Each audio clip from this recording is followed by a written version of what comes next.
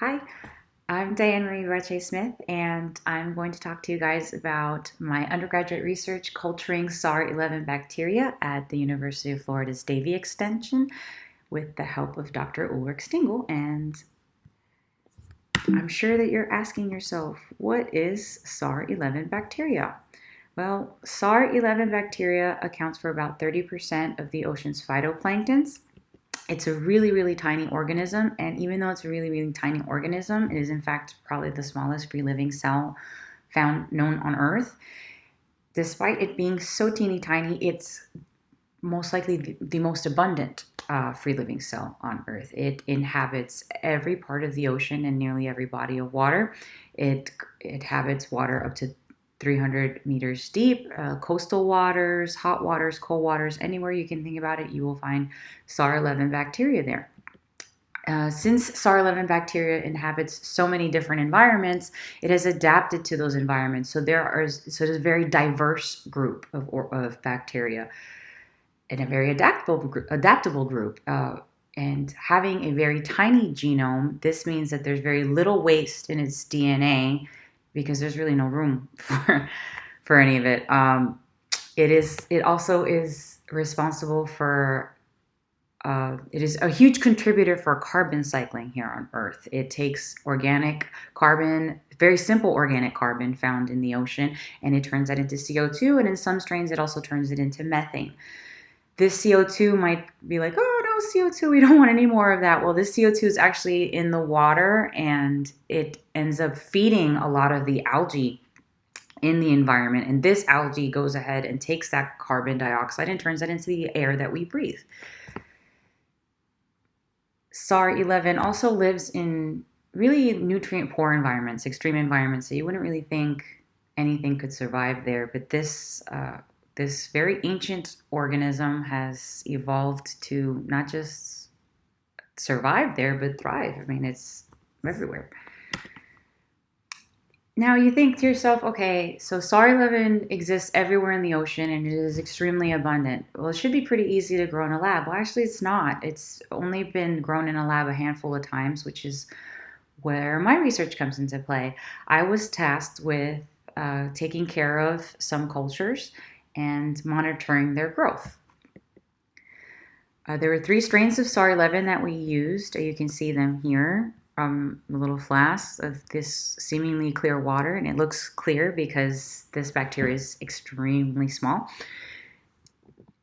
Here you have the controls on the far left, and here you have the Cody 2s. Cody 2s were sampled off of Florida Bay, so it's a coastal ecotype, a shallow coastal ecotype. The Red Sea strains came from the Red Sea. That's the Red Sea strains. We have a Red Sea 39 strain and a Red Sea 40 strain. All of the strains and all of the controls were done in 3 different types of media: distilled water, and then 2 different types of tap water from on site and tap water from a Davie West location. The Red Sea strains never seem to have grown, but I'll get to that in a second.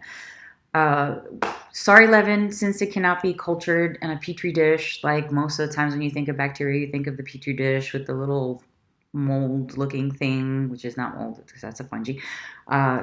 You can count the colonies and then kind of estimate how much you have there. Well, SAR-11 doesn't grow like that. It grows. I mean, you can see it. These here on the Codys on the far right, 3 of these flasks altogether have millions of cells in them. Does it look like there's millions of cells? No, it looks like clear water because, again, they're very tiny bacteria. So what we used on site was a flow cytometer. Flow cytometer is this pretty neat device where you stain the target cells that you're interested in counting, and then it'll push them through single file in a tiny little capillary and then a beam of laser light shines through, and the way that light refracts is detected by the machine, and it counts the cells this way.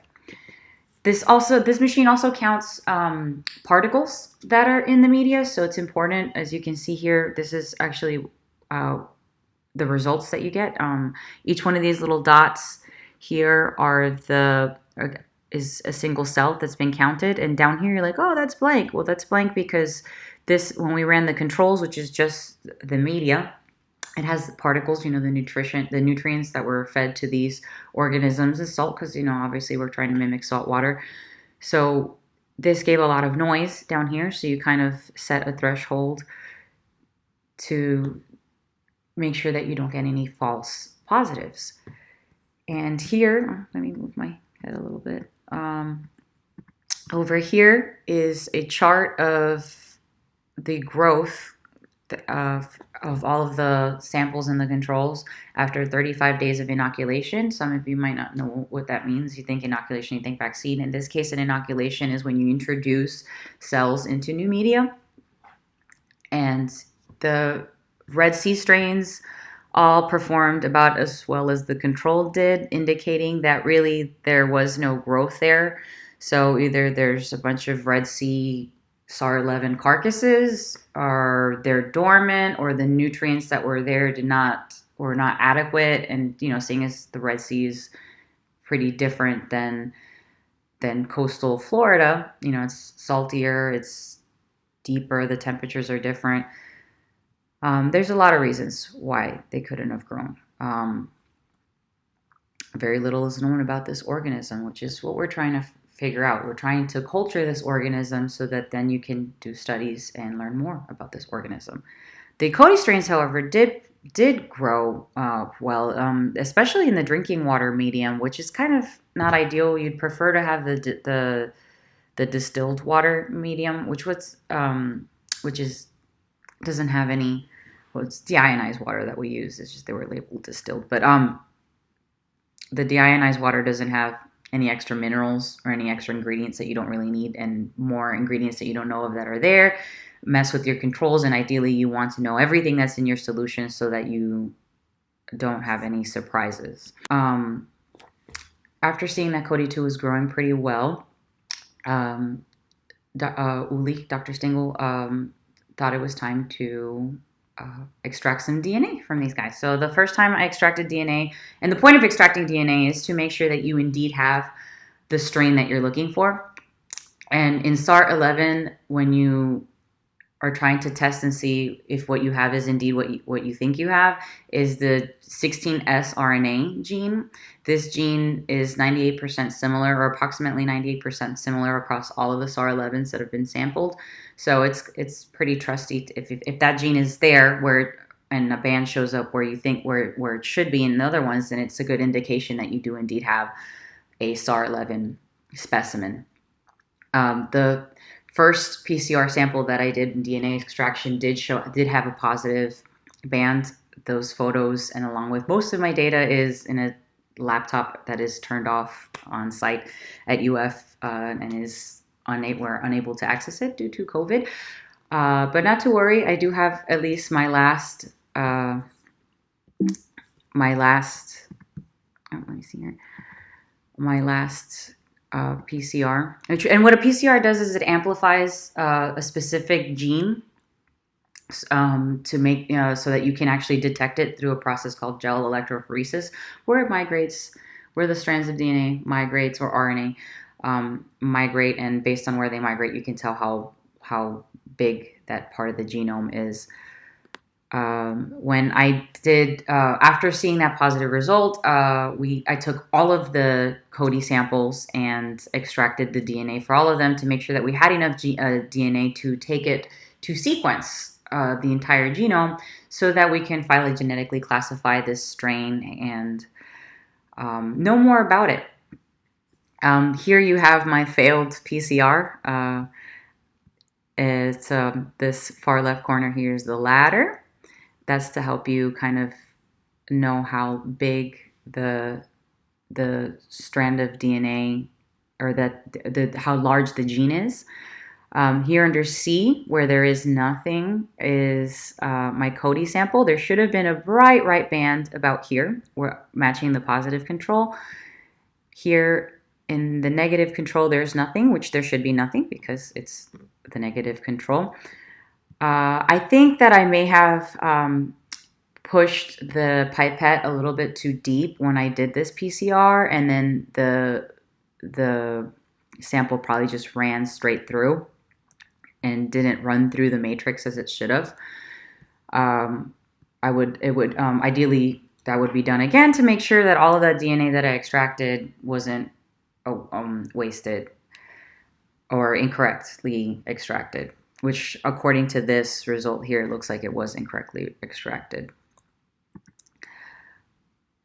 After, and this, I